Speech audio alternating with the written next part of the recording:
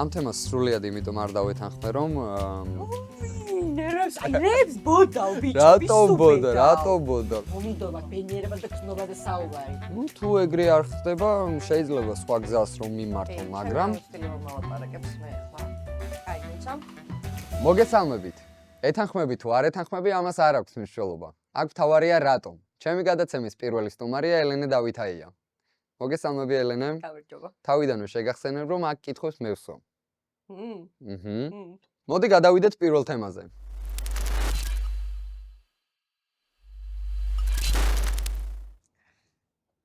ვეთანხმები. მოდი ესე ვიტყვი.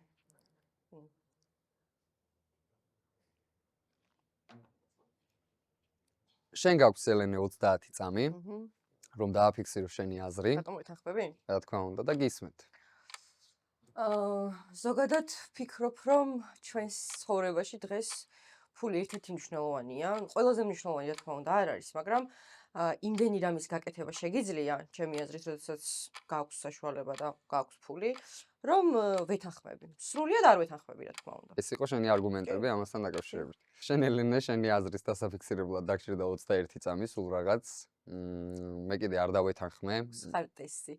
მე კიდე არ დავეთანხმე.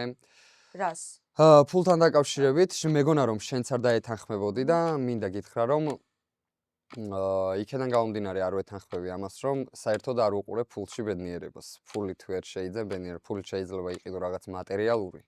რა და თვითონ სიტყვაც გეუბნება, რომ რაღაც მატერია შეიძლება შეიძინო ფულით, მაგრამ ბედნიერება იმდენად დიდი გრძნობაა, რომ ბედნიერებით კიდევ უფრო სხვა გრძნობებს შეიძენ. კარგი, ახლა გვაქვს საერთო წუთი და შეგვიძლია ვისაუბროთ. დავიწყო? გისმენთ. მე ხო არ მithქოს რომ სრულიად ვეთანხმები თქვა, ანუ იმ მატერიალურს, რასაც ყიდულობ, მე ძალიან ბევრ სიამოვნებას მაინტერესებს ეგ მატერიალურიც, რაც მჭირდება. კი და სხვათა შორის აი ახლა გამახსენდა რომ ბრიტანელებს აქვთ ესეთი ნათქვამი რომ ფულში მაშინ არის ბედნიერება თუ შენს მეზობელს ეს შენზე ნაკლები აქვს. და ამით გეტყვი იმას რომ ფული ცოტა ესეთია რა ვერ შეიძენ გრძნობებს ვერ იყიდო. რატო ვერ მე შე რაღაც საჩუქარი გაგიკეთო? მე ვიქნები ძალიან ბედნიერი. ხო, დაუშვათ. ნუ შემიძლია სხვანაირი საჩუქარიც გაგიკეთო, რა თქმა უნდა. და თუ შენ მე საჩუქარს ვერ გამიკეთებ, ეს ბედნიერება საწავა დაიკარგება. აი ხო და მაგას ვამბობ, ანუ შემიძლია ეხა ისეც მოგექცე და გაგიკეთო იმისის გასიამოვნო, რომ შეიძლება არ დამჭირდეს საერთოდ ფულის გადახდა, მაგრამ გასაგები. ეს კითხვა დამისვი, მაქიდან გამომდინარე გასწავლე. დაიმახსოვრე, ჩემი აზრს გეტყვი ამასთან დაკავშირებით, რომ წარმატებით მოსული ბედნიერება წარმატებასთან ერთად წავა. კი ბატონო, აი ეგ იქნებოდა იმ შემთხვევაში, თუ მე სრულიად დავეთანხმებოდი შენს პასუხს. მომიდობა ბედნიერებას და გრძნობაზე საუბარი. $100 მიდი. მაპატივით, მოიცა ჯერ შენს რა გიდა გულაობა და ტაციმაცი რითი გულაობა და ტაციმაცი. ესე გაღარ ვთქვი მაგას. კარგი ელენე, შეგვიძლია გადავიდეთ მეორე თემაზე.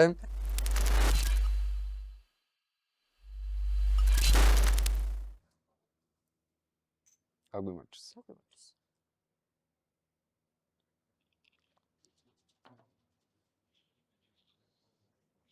გამიკვირდა შენგან? მეც შენგან. გისმენ. არ ვფიქრობ, რომ განქორწინების დროს და ზოგადად დაშორების დროს არასდროს არ არის ერთი მხარე მარტო მართალი. ორივე მხარე არის დამნაშავე, რახან ამ გადაწყვეტილებამდე მივდივართ. გასაგებია. დღეს რატომღაც ძალიან ისეთი მოკლე პასუხებით შემოიფარგლები და ის კონკრეტულით. მე აი შენთან რო შემოვდივარ დებატებში აი უფრო მოგწონს. კარგი, მაშინ ჩემს 30 წამს გამოვიყენებ იმაში და გეტყვი რომ მე როგორც ქართველი მამაკაცია ამ თემას ცოტა მძიმედ ვუყურებ და ყოველთვის მამაკაცისკენ ვიხრები რომ მამაკაცს უფრო დიდი როლი უჭირავს ურთიერთობაში და ჩემი გამოცდილებითაც, პირადი გამოცდილებითაც ვფიქრობ რომ ყოველთვის, როდესაც ურთიერთობაში რაღაც მსგავსი კრიზისი დადგება, ორივე ადამიანი უნდა დადგეს პრობლემის წინაშე და არა პრობლემის წინააღმდეგ და არა ერთმანეთის წინააღმდეგ. და ამაში ძალიან დიდი როლი უნდა ითამაშოს მამაკაცმა, რომ აუცილებლად გადაჭრას პრობლემა. შეგვიძლია გადავიდეთ საერთო წუთზე და ვისაუბროთ. ნერვს, აი რებს ბოდავ ბიჭო, რატომ ბოდო, რატომ ბოდო? აი რა შუაშია, აი ხა ეგ პროსტა რა. ანუ ყველა კაცმა ყველაფერი უნდა გადაჭრას. ყველაფერი არა, ყველაფერი არ უნდა გადაჭრას. მე არ მაქვს ისეთ მძიმე საკითხებზე ეხა როგორიც ღალატია მაგალითად. ხდები, ნუ ღალატის დროს შეიძლება რომ ორივემ დაიშალოს და წავიდეს მის გზაზე და ეს უპატიებელი რაღაცეები არ აპატიოს. სადაც ხალი ისეთ მდგომარეობაში არის, რომ აი სულ რაღაცას აფუჭებს, მოდი ესე ვთქვა. და არ ვფიქრობ, რომ ძირითადად მაინც კაცის ბრალია ხოლმე, მაგრამ სულ ვერ იქნება. ერთი მხარის ბრალი ვერ იქნება ვერასდროს, აი არ მჯერა მაგის რა. და პრობლემის გადაჭრის დროს კიდე მე უბრალოდ იმის მჯერა რომ კაცმა ყოველთვის უმეტეს უფრო მეტი პასუხისმგებლობა უნდა აიღოს ურთიერთობის გადასარჩენად. მეორე ნახევარი უფრო მეტ პასუხისმგებლობას აიღებს, მაგრამ თუ არ ხდება ეგრე, იმაში რა უნდა ვქნა? ნუ თუ ეგრე არ ხდება, შეიძლება სხვა გზას რომ მიმართო, მაგრამ ცდილება მალაპარაკებს მე ახლა ამ მომენტში. აჰა. გასაგებია. რატომღაც დღეს ჩვენი აზრები ერთმანეთს ვერ ემთხვევა და შეგვიძლია გადავიდეთ მესამე თემაზე.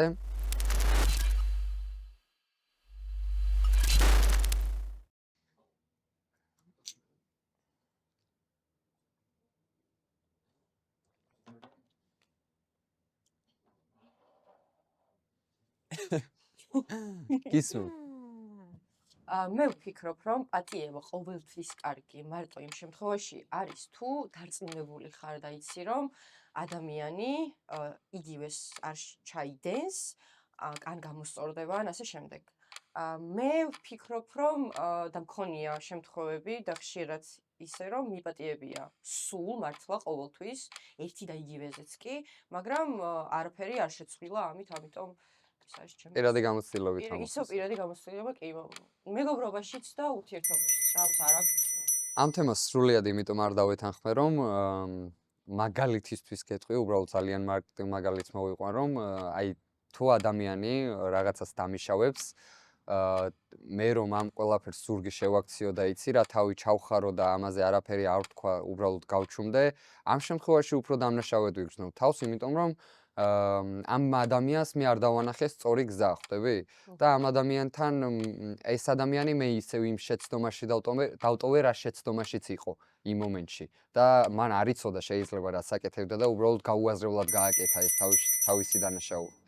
კარგი, მივუთითოთ ხო? აბა გისმენ. ძალიან გამიხარდა სხვათა შორის რომ დაემთხვა ჩვენი აზრები. ხო, მე ესეთი ადამიანი ვარ, რომ აი რაღაცა ესე ვიტყვი, აი ჭკუა უნდა ვისწავლო ხოლმე რა. ძალიან ბევრს პატიებ და ძალიან ბევრის პატიება შემიძლია იმის გამო, რომ ძალიან მიყვარს ადამიანი და რატოც შეიძლება რაღაცაზე თვალი დავხუჭო, არის ეს. მე ზოგადად ისეთი ადამიანი ვარ, რომ თუ მიყვარს ძალიან, შემიძლია ვაპატიო მილიონჯერ მართლა.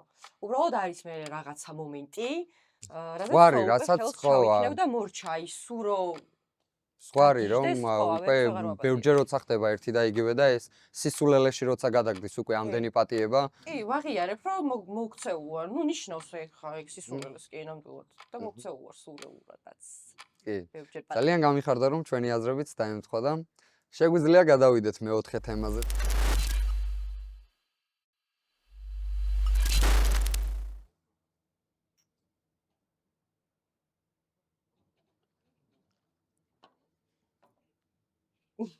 რა ხდება?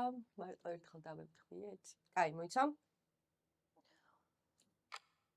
რანაირად იბადებიან ბოროტი, ბავშვი რანაირი არის ბოროტი. ბავშვობიდან დავიწყებ, რომ აი ბავშვი რო იბადება, ვერანაირად ვერ იქნება ბოროტი. და ნუ რაღაცნაირად შეიძლება ცხოვრება ისე წაიყვანოს და ისე წარმართოს შენი საქმე, რომ გაბოროტდე.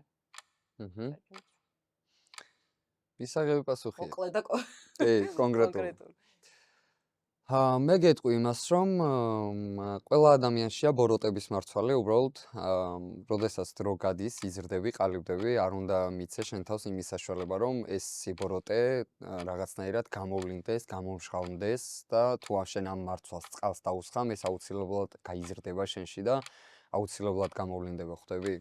და ამიტომაც ვფიქრობ, რომ უბრალოდ ადამიანზეა დამოკიდებული ეს ყველაფერი, რომ თავად უნდა ჩაახშოს ეს მსგავსი ბოროტი ფიქრები, იმიტომ რომ ცუდი აზრი ადამიანს შეიძლება მოგივიდეს, მაგრამ ეს არ უნდა იყოს გავრცელებული და არ უნდა გამოაქვეყნო და არ უნდა გაასაჯაროო ასე რომ ვთქვათ. მაგაში მეც გეთანხმები.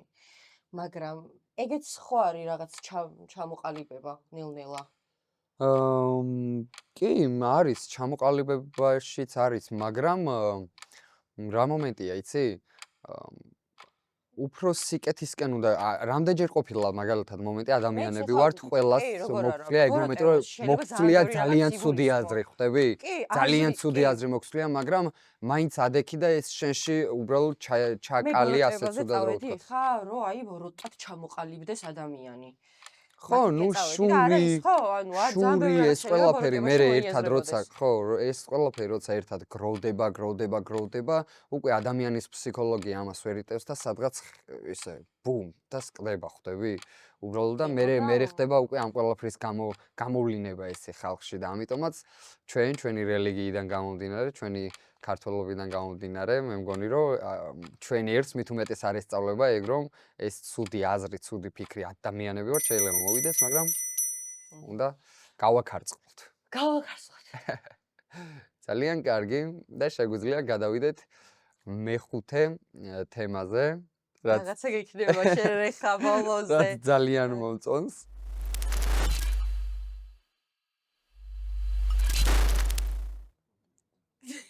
Ora degenerati xar prosta.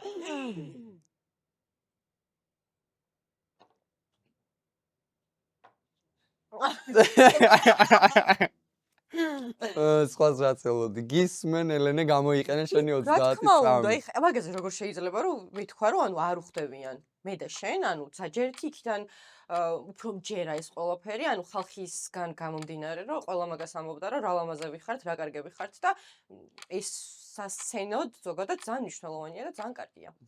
კი, მაგრამ შეგეძლო რომ სრულიად დათანხმებოდი ამას და არ დაეთანხმე. სრულიად დათანხმება, მიდობა ეხლა.